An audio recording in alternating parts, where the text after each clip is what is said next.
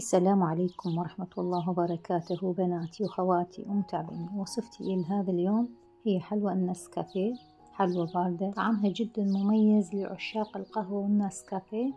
لتجهيز هذه الوصفة بالبداية راح أضيف كوب من المي البارد، وبعدها راح أضيف ملعقة كبيرة من القهوة سريعة الذوبان.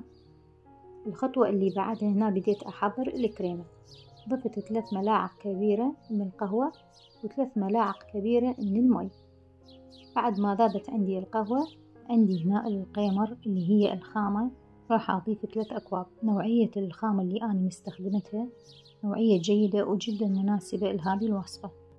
عندي هنا الحليب المكثف المحلى، راح أضيف كوب إلا ربع. بالنسبة للحليب المكثف إذا ما كان متوفر عندكم تقدرون تحضرونه بالبيت، مكوناته جدا بسيطة. تضيفون كوب من الحليب البودرة وكوب من السكر ونصف كوب من المي المغلي، ملعقة كبيرة من الزبدة. تضيفون كل هذه المكونات بالخلاط لمدة 2 دقيقة ويكون جاهز عندكم الحليب المحلى. بهذه وصفتي راح أستخدم بسكويت بيتي بور نكهة الشوكولا، طعمه جدا طيب مع هذه الوصفة. غمست كل قطعة البسكويت بالقهوة اللي حضرتها مع المي، وبعدها راح أضيف الكريمة. راح أرجع أضيف قطع البسكويت وأضيف الكريمة مرة ثانية. راح أستمر على هاي الطريقة إلى أن تجهز عندي كل الوصفة. إذا حبيتوا بنات تسوون نفس الكمية اللي أنا مسويتها أو أقل أو أكثر، أهم شي تتبعون المقادير حتى تحصلون على نفس الوصفة وتحصلون على نفس الطعم. وصفتي لهذا اليوم جدا بسيطة وسهلة والكل يقدر يحضرها.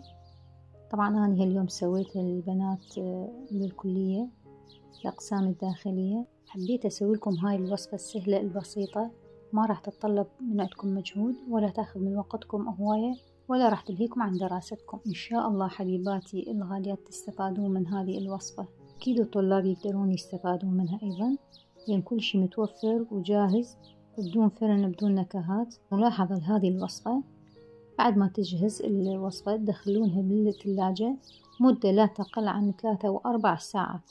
هاي الخطوة جدا ضرورية حتى تحصلون على طعم فخم ومميز وجدا لذيذ لعشاق القهوة والنسكافيه. جهزت وصفتنا لهذا اليوم.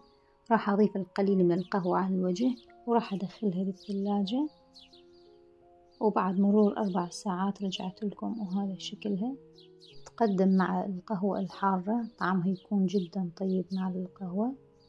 وصلنا لنهاية الوصفة. أتمنى تستفادون من وصفتي لهذا اليوم. انتظروني بوصفة جديدة. في أمان الله.